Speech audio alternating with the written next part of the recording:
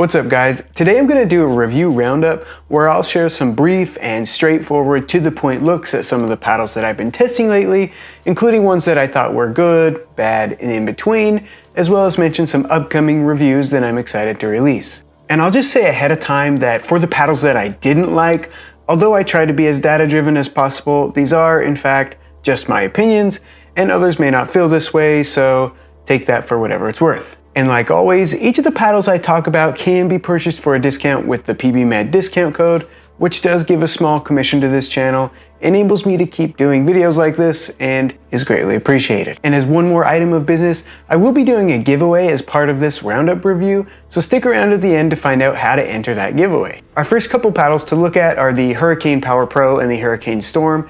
These aren't necessarily new, but they don't have a lot of video reviews out there yet, so I told them I'd take a look. They bear a bit of resemblance to the Selkirk Power Airs for overall shape, and obviously they have some different color designs.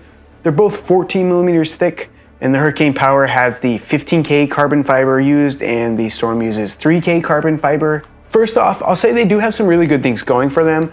They're really light, super quick in the hands. They have really low swing weights and also twist weights, and they have a nice grooved handle that I thought was nice, and they have a really good flex when you swing, which is something I really like for power.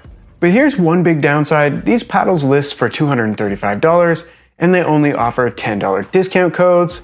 That's a pretty high price. They were also both really unstable in gameplay, and there was a lot of twisting, and if you hit off the center, there was quite a bit of dead space I felt. The Hurricane had decent power, but the Storm was pretty flat, so it didn't really have that going for it either. I think maybe a year or so ago, these might have been decent options, but these days you can honestly get a lot better for this price, and you can get the same thing for a lot less. So I have a hard time thinking of a person that I would recommend these to at this time. Some of the next paddles I've been testing lately are the GRUVN CRUZ lines, and these were not really what I expected. They're a Gen 1.5 as they say on the streets, so they have foam injected around the edge, but they aren't thermal formed, and they have those 3 separate shape options. These are probably all court leaning power, or maybe that really low tier of power somewhere right there, but these are really good paddles. These paddles hit hard and they spun pretty well, but I'll say their one downside is they are a bit heavier. One nice thing about these paddles, like a lot of the other paddles offered from GRUVN, is they do have a lot of look options to choose from. I think the 2 elongated options are pretty good, but I've been testing some other paddles with similar shape layouts that do still hit a little bit harder, are a little bit lighter, and even just a little bit cheaper.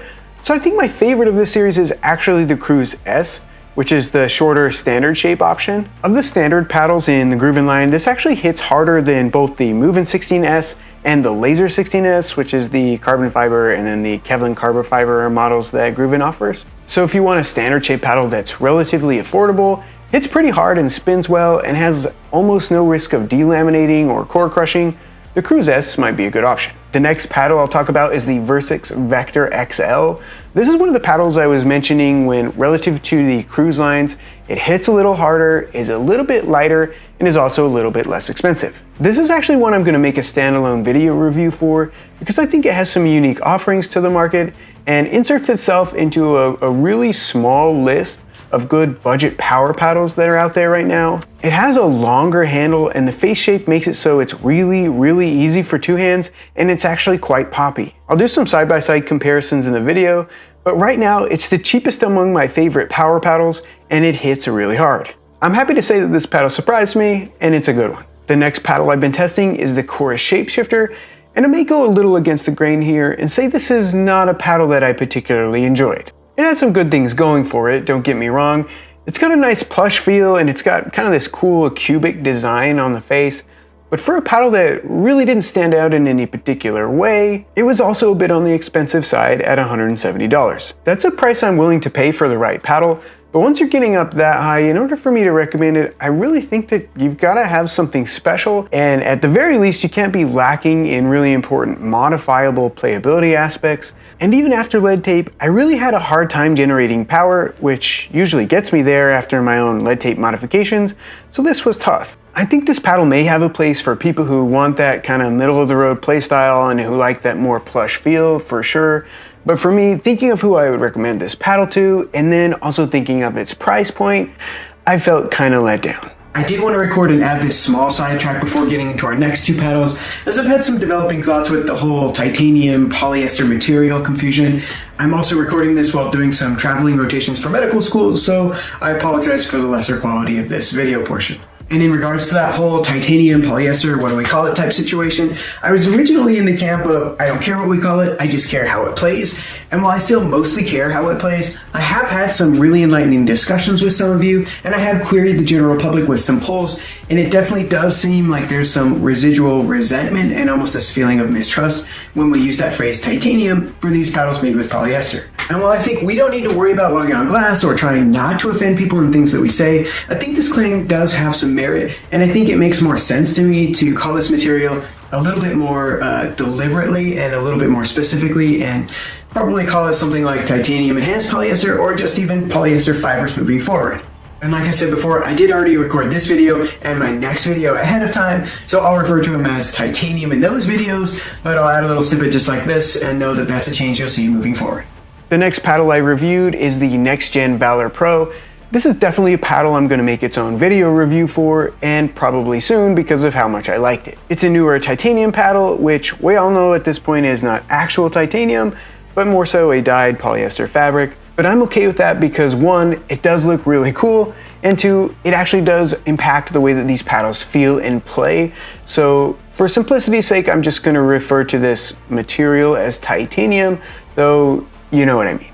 To sort of put this paddle in context, this is pretty much the 𝐃𝐈𝐒𝐒 of titanium paddles, only less expensive. It's certainly pretty maneuverable for the power it provides, has a nice sweet spot in the hybrid shape, and it's certainly the most poppy and powerful titanium paddle available right now, and it's definitely not even close. It's also got a pretty gritty surface texture compared to some of the other titanium paddles, and it's very easy to recommend with the price, maneuverability, and looks all considered. I actually tested this side by side the 𝐃𝐈𝐒𝐒 as well because this was the paddle I felt it played most similarly to, and I give the edge in power and pop just ever so slightly to the Valor Pro, though the face of the Valor Pro was just a little bit more stiff than the 𝐿Zool's was. It already has a pretty competitive price at baseline, but just in case I don't get a review out before its release date, they are offering a promotion in the first week that it's released, and with this channel's PBMED discount code, you can get one of these for $128, which is honestly a pretty wild price for this paddle. I think the Valor Pro looks cool, it plays well, and it's going to be a pretty popular paddle this year. The next paddle is the Titanium J2Ti.